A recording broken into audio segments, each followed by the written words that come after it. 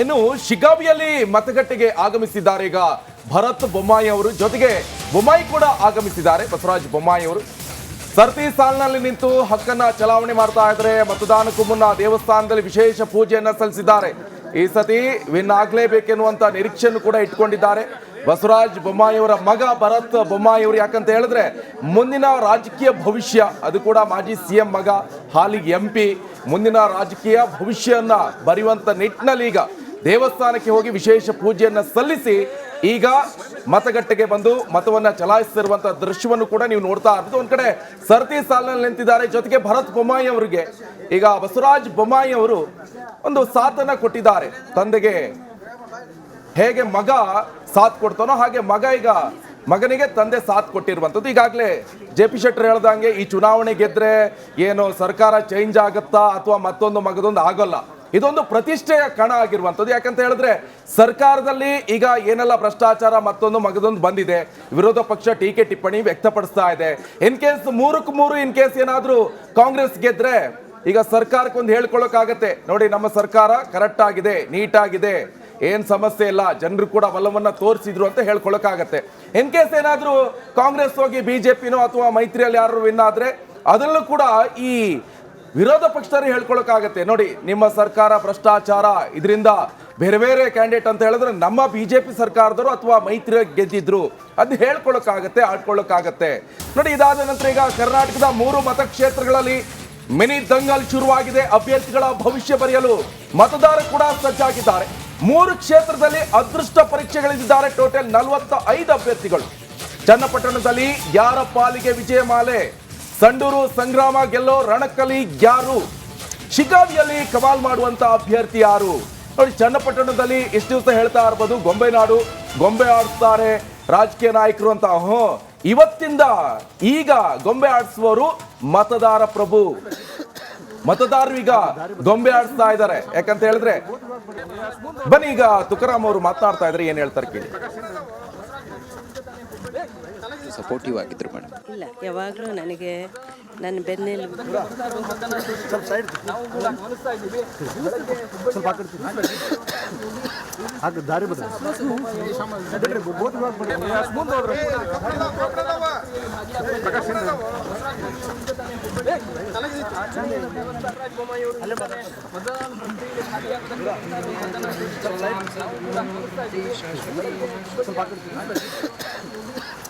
ದಾರಿ ಇದು ಸಂಡೂರಲ್ಲಿ ಶಿಗ್ಗಾವಿಯಲ್ಲಿ ಬೊಮ್ಮಾಯಿ ಬಸವರಾಜ ಬೊಮ್ಮಾಯಿ ಹಾಲಿ ಸಂಸದ ಮತ್ತು ಇಲ್ಲಿಯ ಮಾಜಿ ಶಾಸಕ, ಈಗ ಅವರ ಮಗ ಭರತ್ ಬೊಮ್ಮಾಯಿ ಚುನಾವಣಾ ಅಖಾಡದಲ್ಲಿದ್ದಾರೆ. ಶಿಗ್ಗಾವಿಯಲ್ಲಿ ಒಂದು ಹೋಲ್ಡ್ ಖಂಡಿತವಾಗಲೂ ಇದೆ. ಅಲ್ಲಿ ಅತಿ ಹೆಚ್ಚು ಪಂಚಮಸಾಲಿ ಲಿಂಗಾಯತರು 80,000. ಬಸವರಾಜ ಬೊಮ್ಮಾಯಿ ಸಾದರ ಲಿಂಗಾಯತರು ಆದರೂ ಕೂಡ ಆ ಲಿಂಗಾಯತರಲ್ಲಿ ಒಂದು ಸಣ್ಣ ಇದಿರ್ತದೆ, ಅಂದರೆ ನಂಬರ್ 1 ನಂಬರ್ 2 ಆ ಥರ. ಆದರೂ ಕೂಡ ಅಲ್ಲಿ ಲಿಂಗಾಯಟ್ಸ್ ಕಮ್ಯುನಿಟಿ ಹೆಚ್ಚಾಗಿ BJPಯನ್ನು ಒಪ್ಪಿಕೊಂಡಿದೆ. ಇನ್ನು Muslim vote second highest vote 55,000 vote. So ಹಾಗಾಗಿ ಅಲ್ಲಿ ಮುಸ್ಲಿಂ ಅಭ್ಯರ್ಥಿಗೆ ಟಿಕೆಟ್ ನೀಡಿದೆ ಕಾಂಗ್ರೆಸ್. ಪಂಚಮಸಾಲಿ ಲಿಂಗಾಯತರಿಗೆ ಕೊಡಬೇಕು ಅಂತೇಳಿ ಭಾಳ ಒಂದು ಫೈಟ್ ಆಗಿತ್ತು. ಈಸಿ ಆಗುತ್ತೆ ಗೆಲ್ಲೋದಕ್ಕೆ ಅಂತೇಳಿ. ಆದರೆ 3 ಉಪಚುನಾವಣೆಗಳಲ್ಲಿ ಮುಸ್ಲಿಂ ವೋಟ್ಗಳು ಭಾಳ ಪ್ರಮುಖವಾದ ಕಾರಣಕ್ಕಾಗಿ ಒಂದು ಕಡೆ ಮುಸ್ಲಿಮರನ್ನು ಸಂತುಷ್ಟಿಗೊಳಿಸೋದಕ್ಕೆ ಇಲ್ಲಿ ಟಿಕೆಟ್ ನೀಡಲಾಗಿದೆ ಅಂತ. ಮತ್ತು ಅಲ್ಲೊಂದು ಪ್ರಯತ್ನ ಕೂಡ ಆಗ್ತಾ ಇದೆ. ಒಂದು ಒಳ್ಳೆ ಕ್ಯಾಲ್ಕುಲೇಷನನ್ನು ಕಾಂಗ್ರೆಸ್ ಹಾಕಿದೆ, ನೋಡಬೇಕು ಏನಾಗುತ್ತೆ ಅಂತೇಳಿ.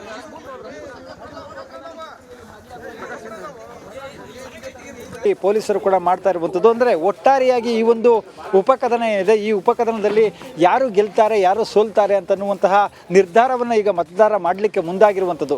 ಗೊಂಬೆ ನಗರ ಎನ್ನುವಂಥ ಖ್ಯಾತಿಯನ್ನು ಪಡೆದಿದೆ. ಅದರಲ್ಲೂ ಕೂಡ ಗೊಂಬೆ ಆಡ್ಸೋನು ಯಾರು ಅಂತಂದರೆ ನಿಜಕ್ಕೂ ಕೂಡ ಇಲ್ಲಿ ಮತದಾರರೇ. ಯಾಕಂದರೆ ಈಗ ಈ ಒಂದು ಪ್ರತಿಷ್ಠೆಯ ಕಣವಾಗಿರ್ತಕ್ಕಂಥ ಚನ್ನಪಟ್ಟಣದಲ್ಲಿ CP ಯೋಗೇಶ್ವರ್ ಮತ್ತು ನಿಖಿಲ್ ಕುಮಾರಸ್ವಾಮಿ ಅವರ ನಡುವಿನ ನೇರ ಹಣಾಹಣಿ ಏನಿದೆ, ಈ ಹಣಾಹಣಿಯನ್ನು ಬಹಳ ಪ್ರಮುಖವಾಗಿ ಅದನ್ನು ನಿರ್ಧಾರವನ್ನು ಮಾಡಿ ಇವತ್ತು ತಮ್ಮ ಸಂಪೂರ್ಣವಾದಂತಹ ಬೆಂಬಲ ಯಾರಿಗೆ ಅಂತನ್ನುವಂಥದ್ದನ್ನು ಮತಗಟ್ಟೆಗಳಲ್ಲಿ ಮತದಾರ ನಿರ್ಧಾರವನ್ನು ಮಾಡ್ತಾ ಇರುವಂಥದ್ದು. ಜಯಪ್ರಕಾಶ್.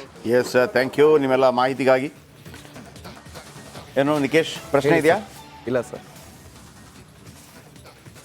ರೀತಿಯಾದಂಥ ವ್ಯವಸ್ಥೆಯನ್ನು ಕೂಡ ಮಾಡಿರುವಂಥದ್ದು. ಯಾವುದೇ ತೊಂದರೆಗಳು ಕೂಡ ಆಗದೆ ನೀಟಾಗಿ ಬಂದು ಮತದಾನವನ್ನು ಮಾಡಿ ಹೋಗುವಂಥ ಒಂದು ವ್ಯವಸ್ಥೆಯನ್ನು ಕೂಡ ಈಗಾಗಲೇ ಎಲೆಕ್ಷನ್ ಕಮಿಷನ್ ಯಾವ ರೀತಿ ಮಾಡಿದ್ದಾರೆ ಅನ್ನುವಂಥದ್ದು ಕೂಡ ನೀವೀಗ ಗಮನಿಸ್ತಾ ಇದ್ದೀರಿ ಜಯಪ್ರಕಾಶ್ ಶೆಟ್ಟರೆ. ಒಟ್ಟಲ್ಲಿ ಬೆಳ್ಳಂಬೆಳಗ್ಗೆ ಸುಮಾರು 9 ಗಂಟೆಗೆ ನಿರೀಕ್ಷಿತ ಮಟ್ಟದಲ್ಲಿ ಸರತಿ ಸಾಲಿನಲ್ಲಿ ನಿಂತು ಮತದಾನ ಪ್ರಕ್ರಿಯೆ ಯಾವ ರೀತಿ ನಡೀತಾ ಇದೆ ಅನ್ನುವಂಥದ್ದು ಕೂಡ ನೋಡ್ತಾ ಇದ್ದೀರಿ ಜಯಪ್ರಕಾಶ್ ಶೆಟ್ಟರೆ. Thank you. ನಮಸ್ಕಾರ. ಕರ್ನಾಟಕದ 3 ವಿಧಾನಸಭಾ ಕ್ಷೇತ್ರದಲ್ಲಿ ಉಪಚುನಾವಣೆ ನಡೀತಾ ಇದೆ. ಒಂದು ಶಿಗ್ಗಾಂವಿ, ಹಾವೇರಿ ಜಿಲ್ಲೆಯಲ್ಲಿ ಬರುತ್ತೆ, ಅದು ಶಿಗ್ಗಾಂವಿ. 2ನೇದು ಬಳ್ಳಾರಿ ಜಿಲ್ಲೆಯಲ್ಲಿ ಬರುತ್ತೆ, ಸಂಡೂರು. 3ನೇದು ರಾಮನಗರದಲ್ಲಿ ಬರುವಂತಹ ಚನ್ನಪಟ್ಟಣದಲ್ಲಿ. ಕಳೆದ ಬಾರಿ ಇಲ್ಲಿ ಒಂದು ಕಡೆ ಕುಮಾರಸ್ವಾಮಿ ಚನ್ನಪಟ್ಟಣದಲ್ಲಿ ಗೆದ್ದಿದ್ರು JDSನಿಂದ, ಈ ತುಕಾರಾಮ್ ಗೆದ್ದಿದ್ರು ಕಾಂಗ್ರೆಸ್ನಿಂದ, ಮತ್ತು ಬಸವರಾಜ ಬೊಮ್ಮಾಯಿ ಗೆದ್ದಿದ್ರು ಶಿಗ್ಗಾಂವಿಯಲ್ಲಿ.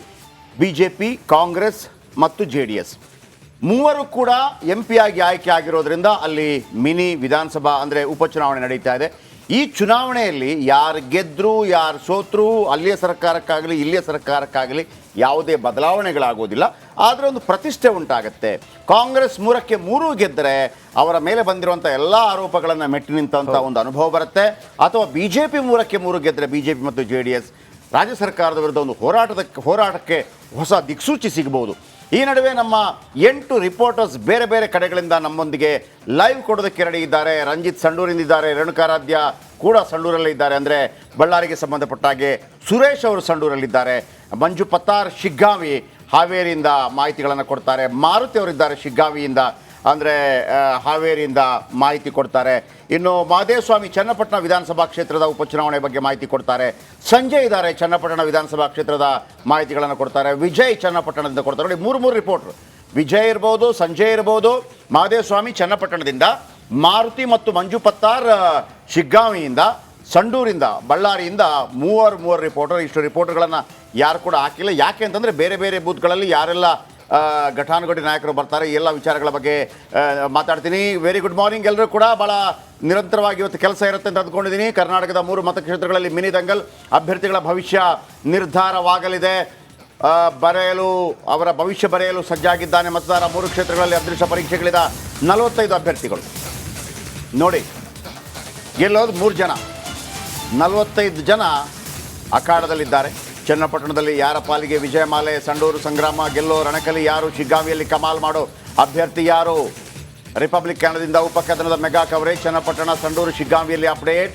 ರಿಪಬ್ಲಿಕ್ ಕನ್ನಡದಿಂದ ಕ್ಷಣದ ಮೆಗಾ ಅಪ್ಡೇಟ್ ಕೊಡ್ತಾ ಇದ್ದೀವಿ. ನಮ್ಮ ರಿಪೋರ್ಟರ್ಸ್, ಕ್ಯಾಮರಾಮ್ಯಾನ್ಸ್, ಒಂದು 25 ಜನರ ಟೀಮಲ್ಲಿ ರೆಡಿ ಇದೆ. ಯಾರ್ಯಾರು ಇರ್ತಾರೆ ಅನ್ನೋದನ್ನು ಕೂಡ ಈಗ ನಾವು ನಮ್ಮ ಸ್ಕ್ರೀನಲ್ಲಿ ಹಾಕ್ತಾ ಹೋಗ್ತೀವಿ. ಆಲ್ರೆಡಿ 8 ಜನರ ಪರಿಚಯ ನಿಮಗೆ ಮಾಡಿಕೊಟ್ಟೆ. ಅಭ್ಯರ್ಥಿಗಳ ಭವಿಷ್ಯ ಬರೆಯೋದಕ್ಕೆ ರೆಡಿಯಾಗಿದ್ದಾರೆ. 3 ಕ್ಷೇತ್ರ, 45 ಅಭ್ಯರ್ಥಿಗಳು, ಗೆಲ್ಲೋದು 3 ಮಾತ್ರ. ಬನ್ನಿ, ಇದು ಯಾವ ಭಾಗದ್ದು? ಶಿಗ್ಗಾಂವಿ.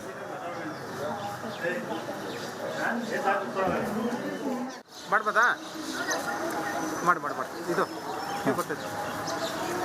ಲೈವ್ ಅಂತ ಶಿವು ಚನ್ನಪಟ್ಟಣ ದೊಡ್ಡಬಳ್ಳೂರು ಅಂತ ನಾನು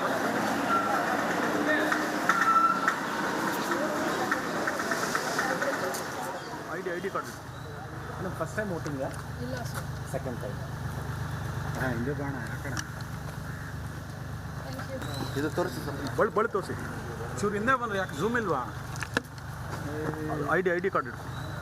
ಫಸ್ಟ್ ಟೈಮ್ ವೋಟಿಂಗ್? ಇಲ್ಲ ಸರ್, ಸೆಕೆಂಡ್ ಟೈಮ್. ಹಿಂದೆ ಬಾಣ ಯಾಕಣ